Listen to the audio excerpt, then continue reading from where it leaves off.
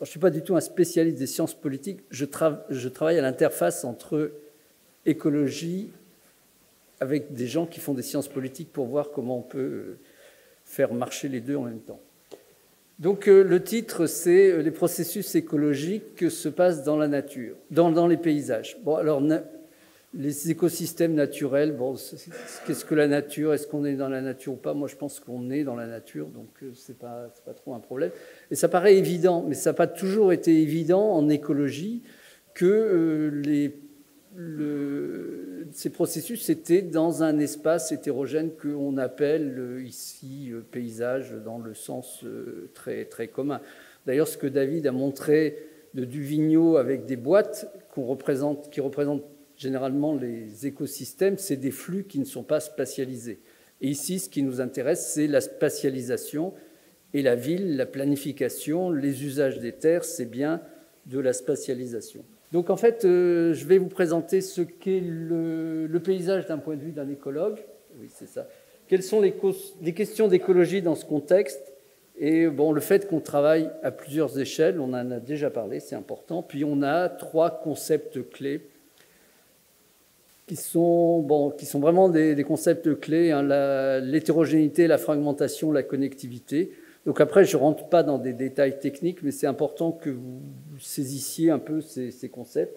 Et puis, comment on représente les paysages? Donc c'est la question de la cartographie, et la cartographie dans la planification, c'est quelque chose aussi de totalement essentiel. Et puis, pour répondre à la question de Roselyne, est-ce que l'écologie du paysage est une science pour l'action? Intéressant. Bon, alors, déjà, je me suis trompé parce que le titre, c'est pas « Qu'est-ce que l'écologie du paysage ?» mais c'est « Qu'est-ce que l'écologie ?» Donc, l'écologie, c'est la science qui s'intéresse au développement des populations d'êtres vivants, que ce soit des plantes, des animaux, parce que ces plantes, ces animaux ont besoin de nourriture, de lieux pour se reproduire, pour coloniser, pour se déplacer, etc. Donc ça, c'est ce qu'on appelle généralement l'écologie des populations ou des communautés. Et puis, il y a tout ce qui est le cycle de l'eau, des nutriments, du carbone, etc. Et ça, c'est généralement ce qui est classé comme écologie des écosystèmes. Enfin, ces classifications n'ont pas beaucoup d'intérêt. Alors, du point de vue de l'écologue, un paysage, c'est hétérogène. Puis les paysages urbains nous offrent des hétérogénéités construites qui ne sont pas toujours grises, contrairement à ce qu'on peut dire. Voilà, donc ça, c'est vraiment le point clé. Et bon, l'hétérogénéité dans les paysages, c'est des choses très, très différentes. Donc, ici, vous avez des paysages agricoles, des paysages urbains, des paysages de dunes, qui chacun, on voit, il y a des choses différentes. Il y a une diversité, une hétérogénéité. Alors, pourquoi est-ce qu'on est passé à l'écologie du paysage? Ça n'a pas été tout à fait simple, parce que c'était une hybride avec la géographie. Puis vous pensez déjà, l'écologie, c'est pas une science dure. Alors, paysage, c'est quand même mou, c'est terrible. Donc, faire écologie du paysage, c'était mou par du mou. Donc, on a un peu souffert, mais maintenant, ça passe très bien. Donc, pendant une longue période, les écologues ont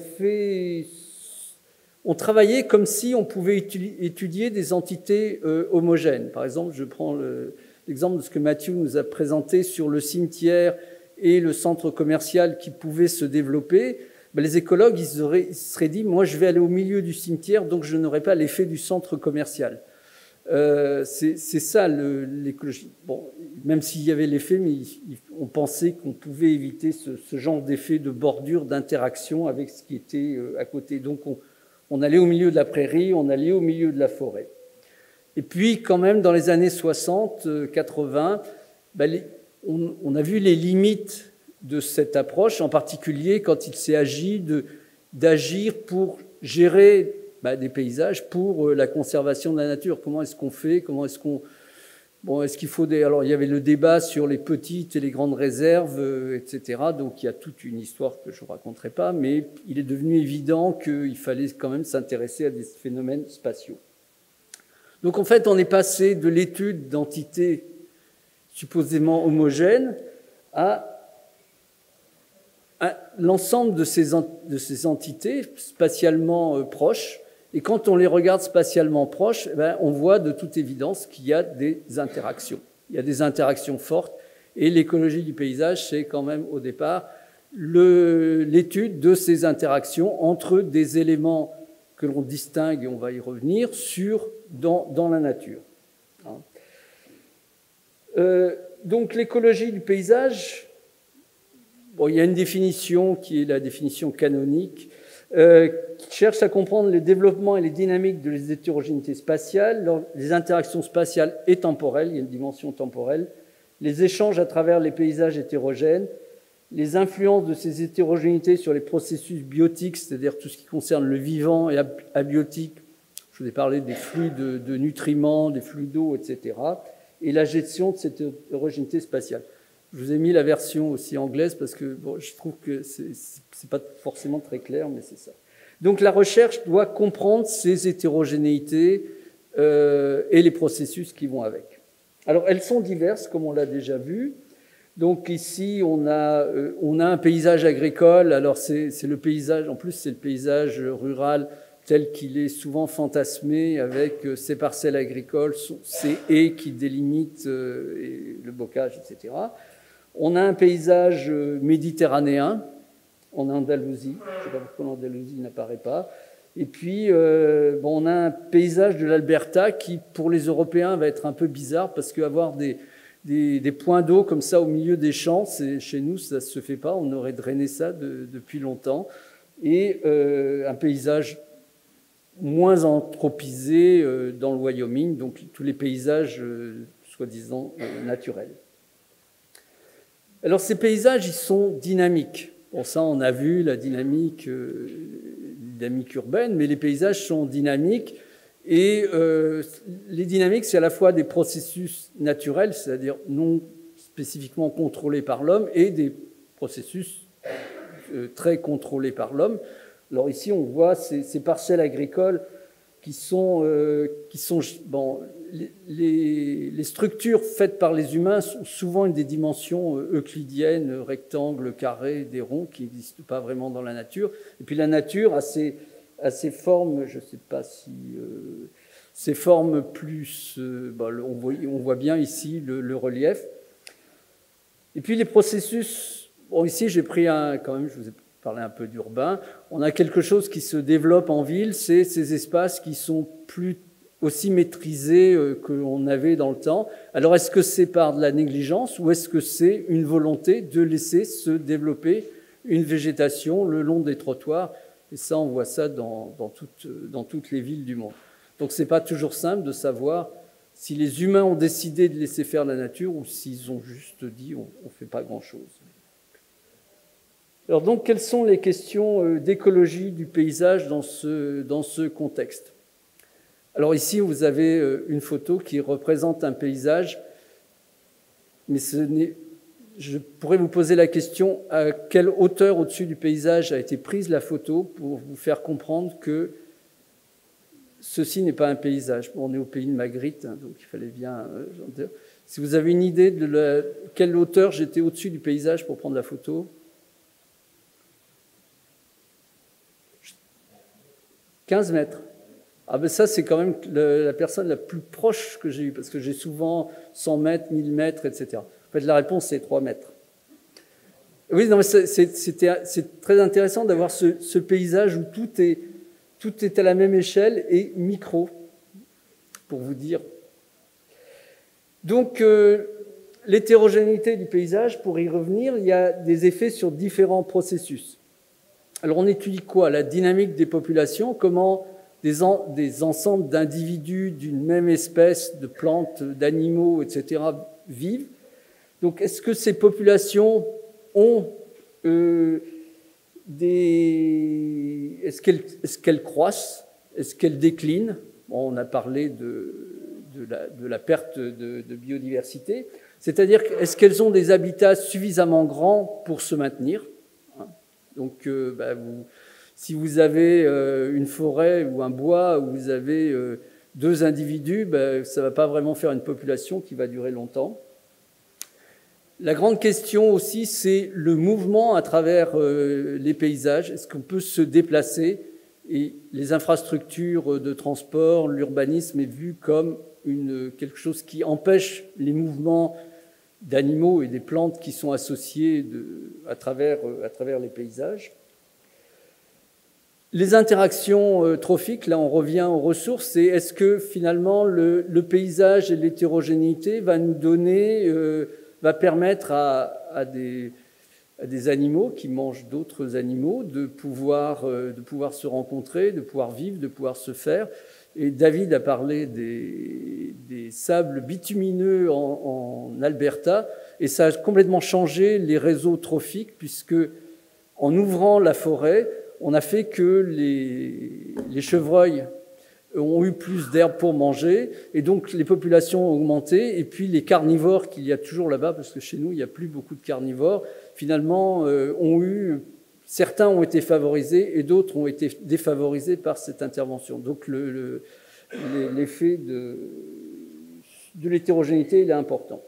Et les flux biogéochimiques, bon, c'est une grande question, en particulier, on a parlé de la nourriture, mais il n'y a pas que la nourriture, il y a la nourriture, elle emmène, quand elle voyage à travers le monde, elle emmène de l'azote, du phosphore, mais il y a aussi du phosphore qui circule.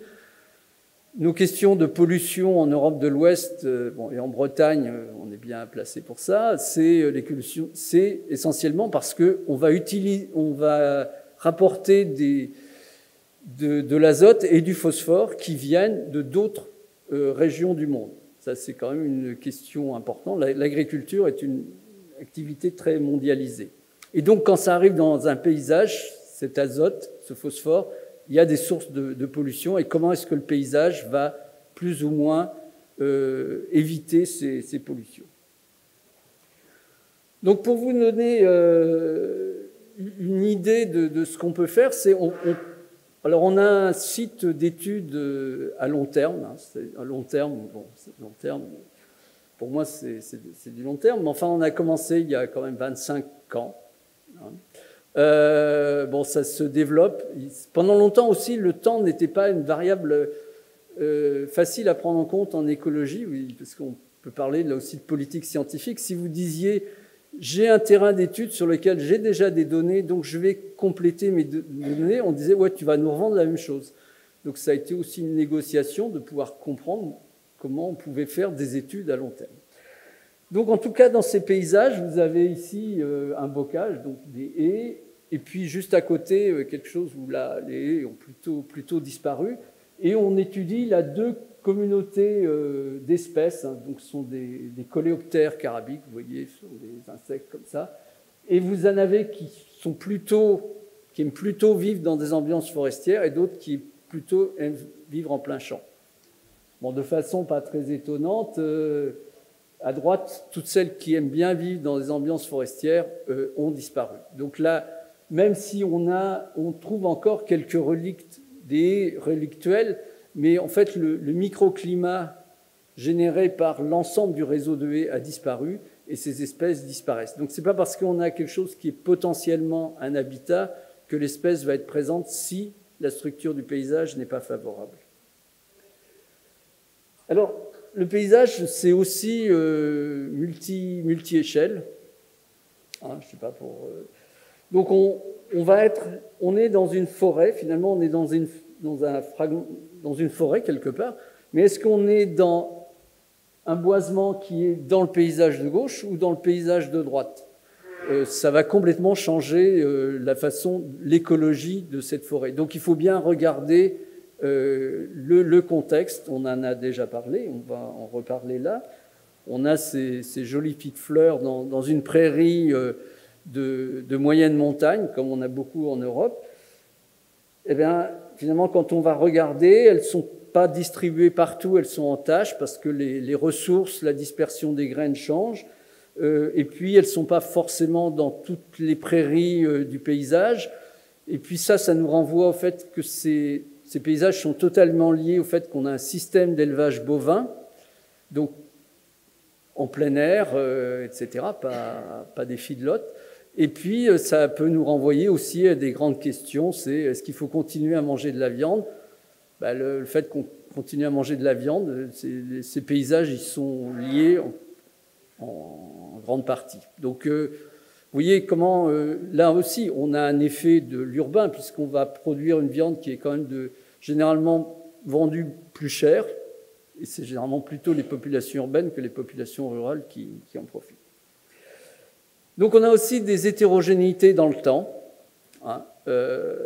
Vous avez ici la même parcelle au printemps et à l'automne, et on a des fleurs de couleurs totalement différentes. Donc en fait, ces plantes-là, elles sont jamais en floraison en même temps.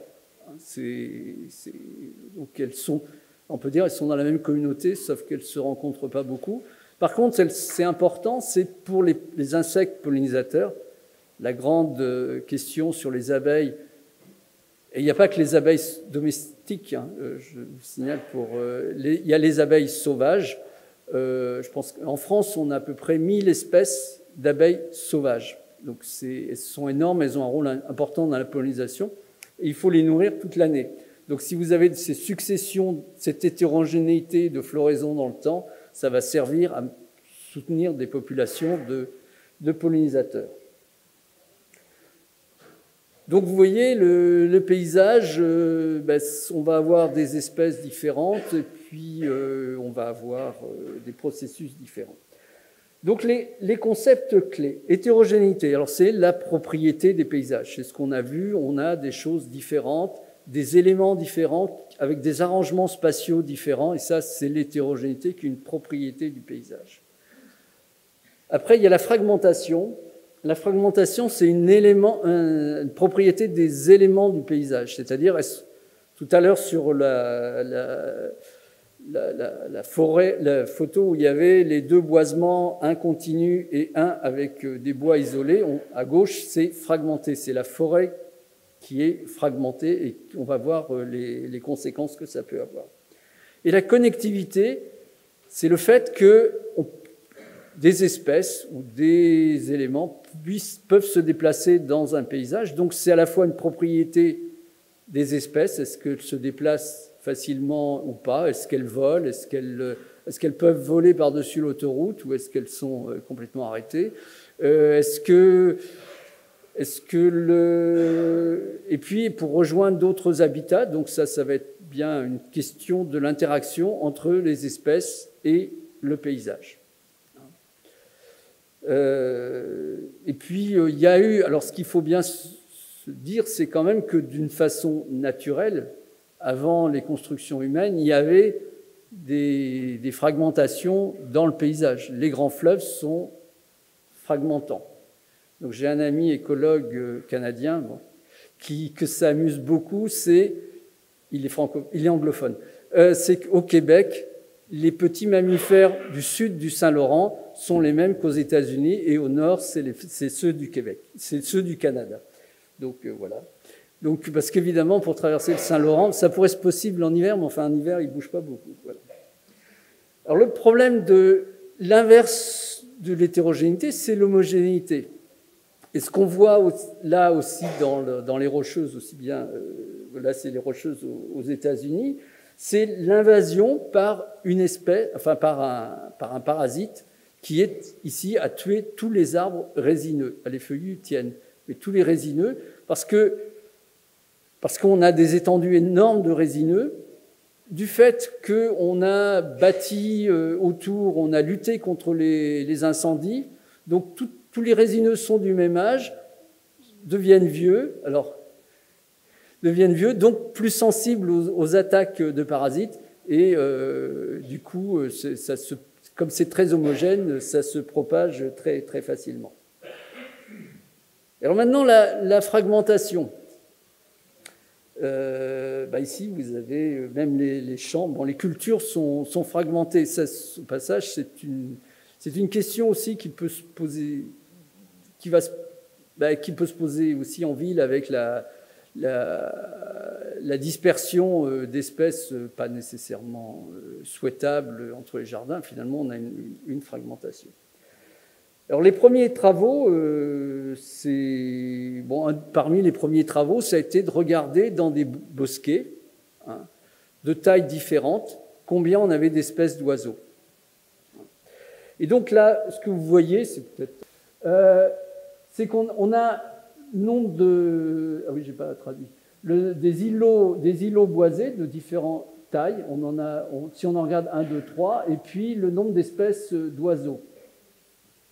Et ce qu'on voit, c'est que si on a un îlot, un bois de 24 hectares, il va avoir plus d'espèces que 2 bois de 12 hectares et encore plus d'espèces que 3 bois de 8 hectares. Donc en fait, si on a des petits bois, on va perdre des espèces. Bon, c'est assez logique, si vous avez une grande forêt, vous allez avoir une hétérogénéité interne à la forêt qui va permettre à des espèces de vivre. Et puis vous avez en forêt des espèces qui ont besoin de grands rayons d'action. Si vous pensez aux rapaces, on va y venir, ils ont besoin de grands rayons d'action. Un exemple belge, quand même, c'est vous avez en forêt ces jolies petites, parce que les urbains se promènent aussi en forêt, donc vous avez ces primes verts. Et en fait, si vous regardez, donc là, vous avez le travail de Martin Hermite, qui a beaucoup travaillé sur l'histoire des forêts belges, c'est un travail intéressant, et donc qui a vu au fur et à mesure du temps ces forêts diminuer de taille, et en regardant la taille des populations de ces primes verts, le nombre de graines par fruit augmente. Alors, c'est linéairement, ça ne va sûrement pas jusqu'à l'infini, mais si vous avez des petites populations, ben vous allez avoir des pollinisations qui vont peut-être se faire plus difficilement et donc une production de fruits qui va être moindre. Donc au bout d'un certain temps, votre population va disparaître. Puis un problème aussi qui est lié au boisement et là qui est important à la fois en espace rural mais aussi en espace urbain, qui est le développement de la maladie de Lyme qui est propagée en particulier par les chevreuils. Et là, ce qui a été montré, c'est que si vous avez des petits bosquets, vous avez beaucoup plus de chances d'attraper des tiques il y a beaucoup plus de tiques dans les petits boisements que dans les grands boisements. Et donc là, c'est dans les interactions entre la ville et la campagne, c'est fort parce que les urbains qui vont dans les forêts, ben voilà le risque qu'on a. Donc là, on voit bien un effet aussi de quelque chose qui devient aussi de plus en plus important, c'est la relation entre biodiversité et santé humaine, et qui se développe aussi en ville, mais on ne peut pas tout parler. En fait, je vous parle d'hétérogénéité. Là, on a un village, des bois, des cultures, mais finalement, il faut quand même aussi se poser la question quand on fera des mesures, parce qu'il y a des tas de techniques pour mesurer l'hétérogénéité. On peut très bien se dire qu'ici, pour beaucoup de gens, c'est homogène en haut. On a de la culture, de l'agriculture, point. Du point de vue des agronomes, ils vont dire, ouais, mais on a plusieurs types de cultures. On a des cultures d'automne, des cultures de printemps. Et en bas, on a de la forêt, mais en fait, on a clairement 2 types de forêt. Donc, pour les forestiers, c'est aussi différent. Donc, quand on mesure l'hétérogénéité, l'hétérogénéité de n'importe quel paysage, une question qui n'a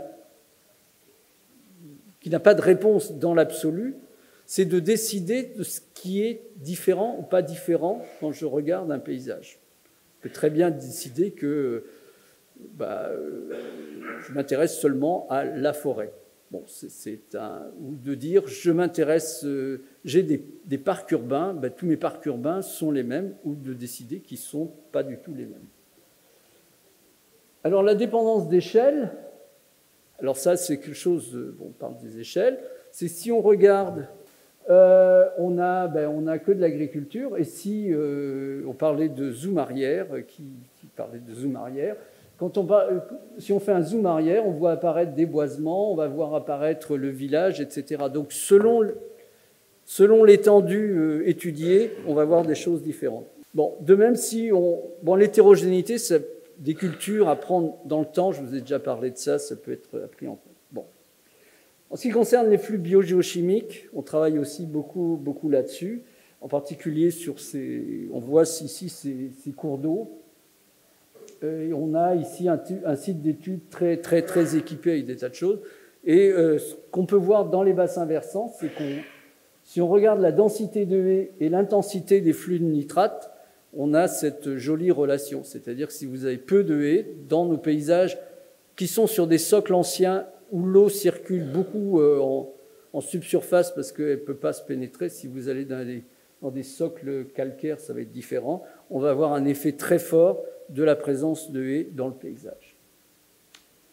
Alors la question de la cartographie. En fait, la cartographie, elle doit dépendre de l'espèce étudiée, de ce qui va être important pour une espèce. Et puis, les unités d'analyse, elles vont aussi très fortement dépendre de l'espèce. Ici, vous avez un petit mammifère, vous avez un papillon qui va voir plus grand, et vous avez le rapace qui va regarder beaucoup, beaucoup plus grand. Donc, toujours se dire, finalement, quelle est ma question d'écologie pour représenter le paysage? Et ce qu'on travaille en ce moment, et je vais aller vite, c'est qu'on a beaucoup de ces cartes d'occupation du sol, bon, qui sont généralement faciles d'accès. Le problème, c'est qu'il n'y a pas de différence entre deux tâches. Alors, on appelle tâche l'unité homogène. On a des bois, du maïs, du blé. On ne va pas faire la différence. L'hétérogénéité interne n'est pas prise en compte. La phénologie de la végétation n'est pas prise en compte. Et puis, toutes les interfaces entre ces différentes parties de la mosaïque, ben, elles sont les mêmes. Donc, on développe avec les collègues de télédétection l'utilisation d'images. Ici, on a du radar, du lidar, etc. J'ai découvert un monde extraordinaire où on peut voir des hétérogénéités finalement internes à ce qu'on avait comme unité homogène dans les cartes précédentes. Et ça, c'est tout à fait intéressant. Alors, est-ce que l'écologie est une science pour l'action ? Donc, parce que c'est quand même un des objectifs de l'écologie du paysage. Puis là, j'ai pris l'exemple des infrastructures vertes, qui est une grande question européenne. Donc, tous ces corridors où il y a des schémas d'aménagement dans l'Europe partout, est-ce que ça marche vraiment ? Est-ce que les politiques basées sur l'effet avéré, les evidence-based policies, qui sont... Bon, la Commission européenne met ça en avant, le gouvernement anglais, britannique met ça en avant, il y a des ministères pour ça. Donc là, c'est de dire on a des faits de science qui sont démontrés et on va faire la politique là-dessus.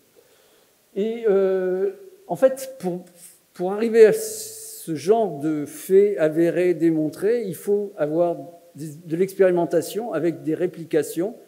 Donc dans le paysage, ce n'est pas très possible. Les résultats sont souvent à des échelles très fines et les résultats n'intègrent pas les situations d'action. C'est-à-dire qu'on ne prend pas en compte le fait qu'on est dans telle ou telle situation d'action.